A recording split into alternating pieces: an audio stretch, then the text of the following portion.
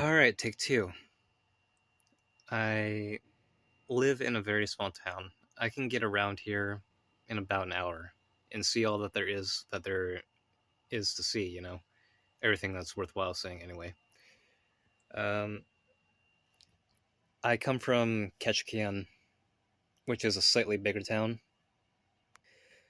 But here is where I spent most of my life and stuff like that. Back around 2020 or 2021, I had to go up to Anchorage to get some of the rest of my dental work done, which was a must because I had temporary fittings for my teeth, and they'd done a whole bunch of work that I'll go in a different video. However, I just needed to go up there to get some dental work done. I was already up there before because there was a behavioral health facility called North Star they had to go to for whatever reason. It really wasn't necessary. I should have been put in a psych ward, not a behavioral health facility. But bada bing, bada boom. It worked. It worked to the same effect that it would with any other correctional institution, which is they don't fucking work at all. But that's besides the point. I was going up to North Star, right? No, not North Star. Anchorage. I was going up to Anchorage to get my dental work done, and I've never really traveled alone. Even though that I was 18, I was adult, and I could have done it on my own. I've never traveled alone, and I've never traveled to big cities by myself. So we made our way up there, and in the milk run, basically on an airplane that had to go to all these other places in Alaska just before it can reach Anchorage. This really big. You know, we we were on the milk run. We were all packed in there like sardines. Really, just a terrible experience all around. But we got there. Uh, wasn't really comfortable with the whole thing, but like you're not supposed to be comfortable flying or stuff like that. But anyway, when we got there, we had to locate a cab real quick, as it said on the like my insurance paperwork. Locate the cab. They should be there. I'm not sure how you're supposed to identify the cab from all the other cabs. It's just one of them is supposed to bring you to the hotel all the way at the edge of town. That's really in the buttfuck nowhere. And this place is very big, flat, and huge. I've never been to places like this before. Because in my town, it's all hills. You can't see, like, there's no horizon. The only horizon there is either ocean or mountain. And with that horizon, it looks like there's always a hill. You don't see over the fucking. It doesn't look flat. The earth doesn't look flat where I live, if that makes any sense. So we get over there in this hyperspace uh, alien world that looks completely foreign to me. It's just all concrete everywhere, streets and everything. People running around without consequence. We make it to this hotel, and we go to check in, and yeah, this is a very diverse place. So we gather the room keys for me and my grandfather, who was my grandfather was helping me out and bring me there and making sure that I get to my appointment and get back, because I was never really right in the head, so I need help with this sort of thing. So we get the key from the office, and then we go back outside, and uh, I didn't pay much attention to it at first. However, we go to our room, like a two bed and then a room, and we set up shop there, you know. But I never really noticed like how obvious, like, have you ever played Grand Theft Auto and you can just tell that the women standing outside these shady ass fucking places are hookers? There's a lot of hookers out there, and they aren't. It's not like you can fucking mess us up. They are ladies of the night. They are streetwalkers. They would get on their knees right then and there for $50 a pop. This was not a nice place that they sent us to. And it's like, okay, I was like a little bit weird. And it's like, okay, just don't go outside. And we didn't. Neither one of us went outside. Like maybe we went out there to the vending machine to grab a couple snacks at the hotel, but that was it. You know, neither one of us were really excited to be in that area. But we survived, however. Granted, the night was filled with police sirens outside and people fucking in the other rooms and other people screaming at each other. Yeah, it's just city business. I grew up in a very quiet town where rumors have spread quickly. You know? That type of thing. Very, very light and easygoing. I still live here.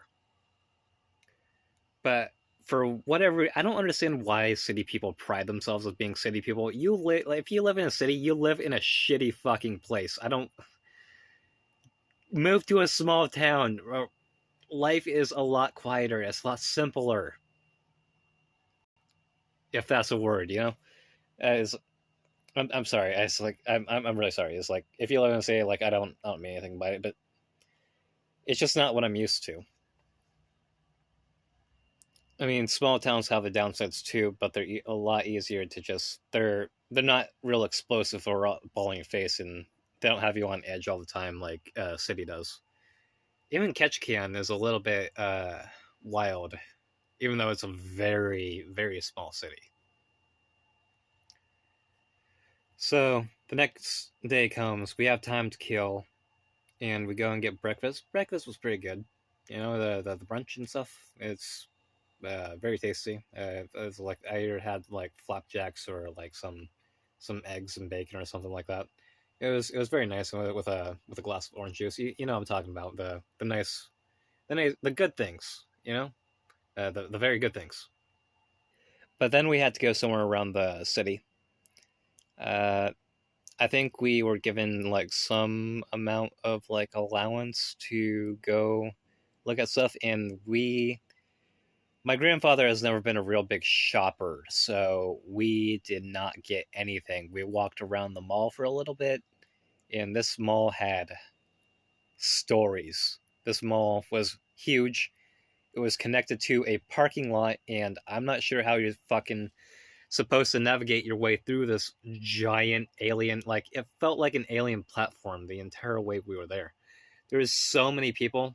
Like, it's very easy to feel like I don't care what other people think of me because I have so many opportunities. Unlike a small town, you know. Uh, I need to stop saying words like you know and yeah, like and you know. Those are just fillers for like Anyway, I think I just grabbed a very greasy slice of pizza at the mall, and then we looked at some belts and stuff, and then my grandfather was like, "Ah, this is too expensive." And okay, I was like, "I really like this belt." We could have bought like one thing, but we was like operating on like a $50 budget, and everything was along the lines of like 10,000, a trillion million dollars for something that you can just buy online for less than $50. So whatever. Malls are stupid. We did have a food voucher, and actually no. Before I get to that, on our way back, there were homeless people walking around, and some guy walked up to me, and my grandfather was sitting that right next to me. And it's like, "Hey, you got any you got any like change I could bum?" And it's like I was like considering reaching in my pocket because I still had like change for that pizza, and just the thought that I considered it, like, then I realized, okay, what if he asked me for something else and then I didn't give him any money? Don't think I'm a bastard that I just didn't like drop some change on the ground. However, I did not know this guy, and this was a completely foreign place to me. Hell, I didn't know if he was like fucking testing me or whatever. So I just didn't want to interact with any of the locals there because nobody seemed like a decent person. I mean, sure, now I wouldn't have any problems parting ways with that, but like, like, what if uh, he just takes advantage of my kindness and sticks his gun in my belly, and demands all my money? I'm pretty sure that kind of thing happens in broad daylight all the fucking time. Uh, yeah, so, anyways, we had this food voucher to this very nice Mexican restaurant. The food there was exquisite. I usually, on the first couple of nights, I ordered I think it was like a jalapeno Swiss burger. But then my grandfather was like, "Why don't you order something like Mexican because like a Mexican restaurant?" So then I think I ordered that day like some kind of taco, but it wasn't taco. Like a chimichanga or something like that. Anyways, it was pretty good, and I felt really stuffed. But then came the dessert, and I just had to order the cheesecake. I'm not sure if I really finished that cheesecake, but damn, did everything there just slap? It was very good. So I think the next day I had my dentist appointment roll around, and we had to go get into the taxi cab that was. We had like a step by step process on the insurance thing about like what they cover, and like we had to follow it to a T. Otherwise, we'd have to pay our own way. So we followed it to a T. This guy in the taxi picks us up. My grandfather gets in on the correct side, like uh, when there's a very big road and like you have traffic coming through there, like you're getting into a road on a highway. But me being the small townie I am and not really knowing much about cities or anything like that, I opted to go all the way around the car because this is what you do in on smaller roads, on very small roads, is like you go all the way around the car and just get on the other side because it's more convenient. I didn't know that you had to go in the same way that the first person went into. Uh, I went all the way around onto the dangerous side of the street. And boy, did I make the taxi driver and my grandfather very fucking nervous.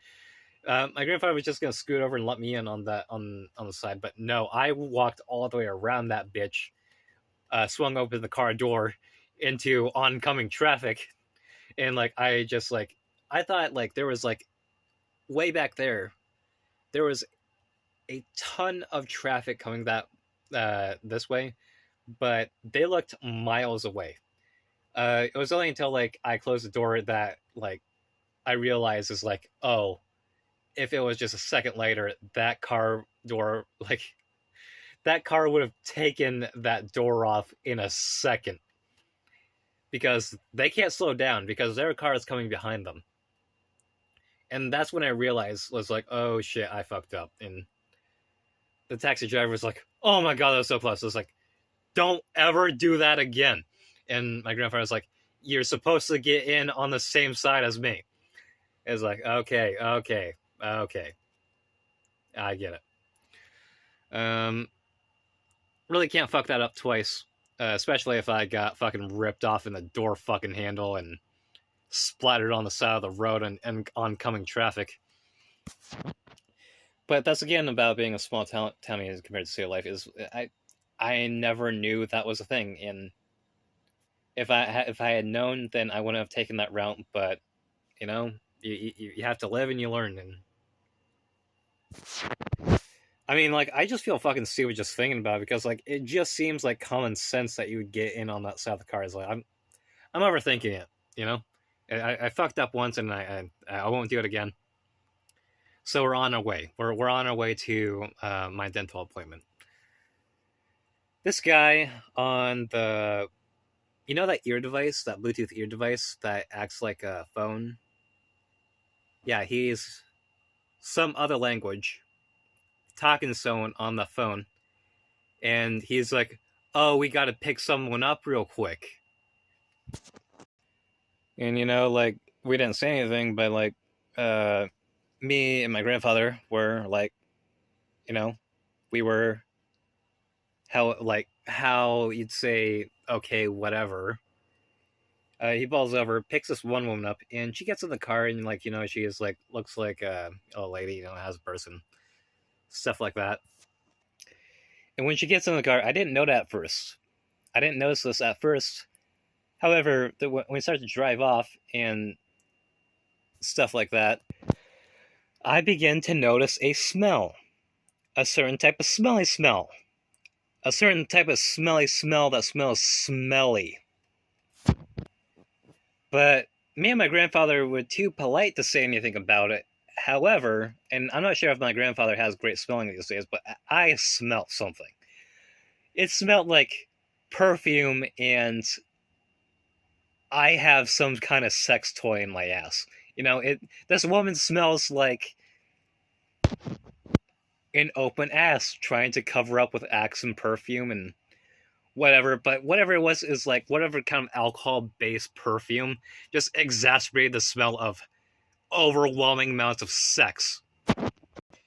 So it's like, oh my god, it was PU. This was ghastly. This woman, I don't know what she just did, but I think this guy was gonna have a fun time after me and my grandfather left the fucking car. I'm not sure if the taxi driver was expecting us or if this is like some kind of weird kink that they get off and it's like some family members in the fucking background is like, oh, they're doing this in public or whatever the fuck was going on there. Fucking wild city life, acting like fucking animals. Real civilized society they are. I don't know what the fuck is wrong with you. I hate the city. Anyways, we get dropped off at the dentist's place, and we go in there. I sign a bunch of paperwork and like we wait in the waiting room and they do all the things and like it's like, hey Robert, good to see you again. Can all right, so we're just gonna have you go in here. We're gonna dose you up on a bunch of drugs and you're gonna talk to these ladies who are gonna dose you up on nitrous oxide and sedatives and stuff like that so that we can put your teeth on. And it's like, oh great, finally we get to the fun part. So I'll bore you with the dental procedure like later, but I'm just going to say like those dental ladies, those dentist ladies don't really seem to have like much going on in their mind. I'm just going to tell you that. They just don't seem like the brightest people. They barely knew about the job. They just were told what to do and they did it. Which is fine. And I just wanted to be under like better care while like they're working on something that's literally going to affect me for the rest of my fucking life. So I get wheeled out and I'm all dosed up on drugs, and luckily we get a nicer taxi driver, and they just drove us there, and like he was very careful about letting me out, and I went home, or not home, but back to the hotel, got some sleep, and that was that, and like same city noises as usual. So then it was the next day, and we were on our way out, and I just brushed my teeth and everything, and my new teeth, and taking care of that, and taking like the pills I needed and whatnot.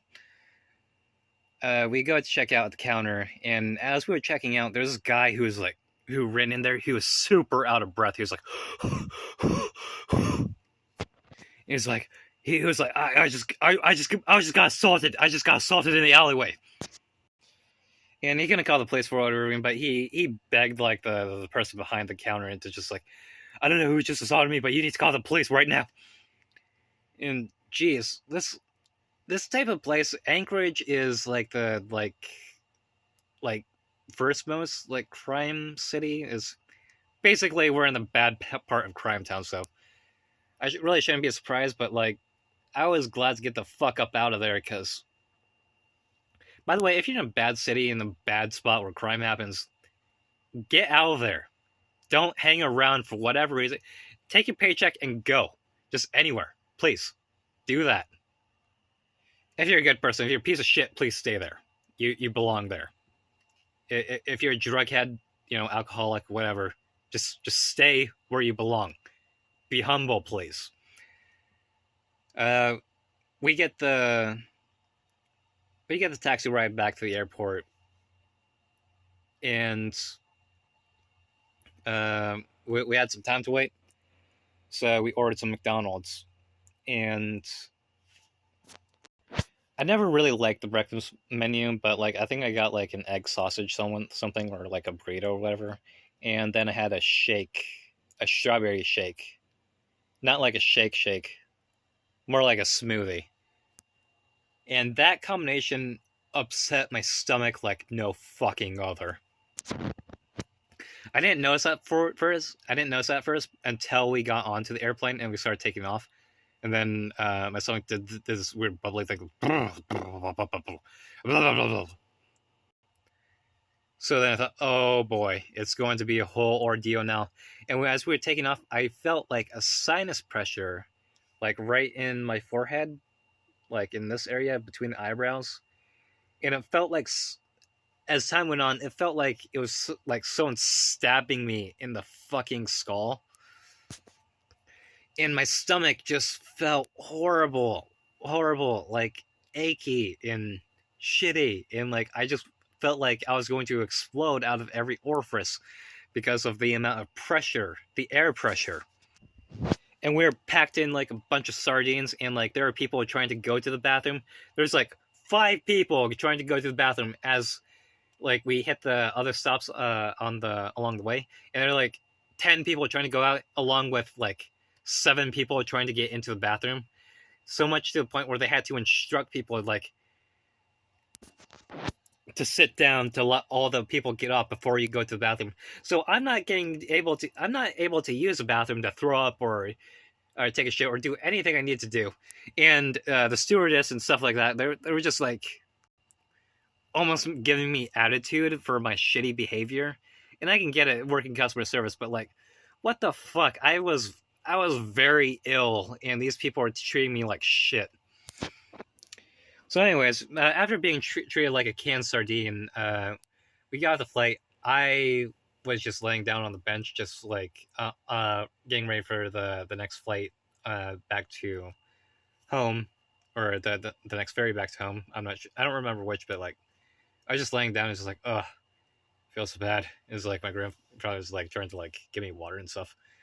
And I was like, I just told him I just can't wait to get home. I can't wait to get home so that I can just throw up shit or whatever, at this other airport.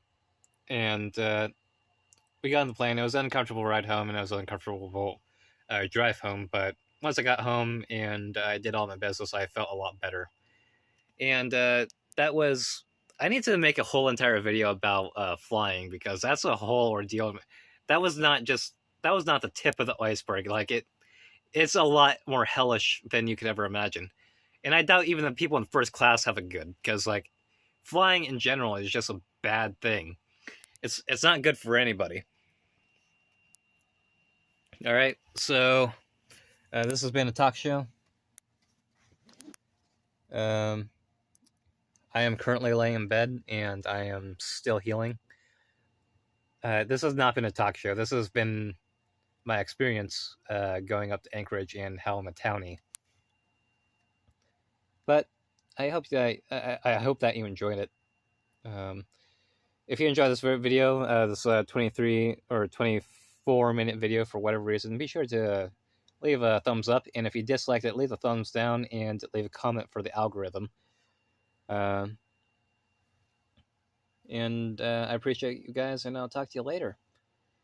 And I'll talk to you in an actual talk show, but I just wanted to do like a face talk this time, or I just wanted to describe my experience. It is what it is. Okay, I'll talk to you later. I'm closing it like a talk show. Anyway, we will see you later. Bye.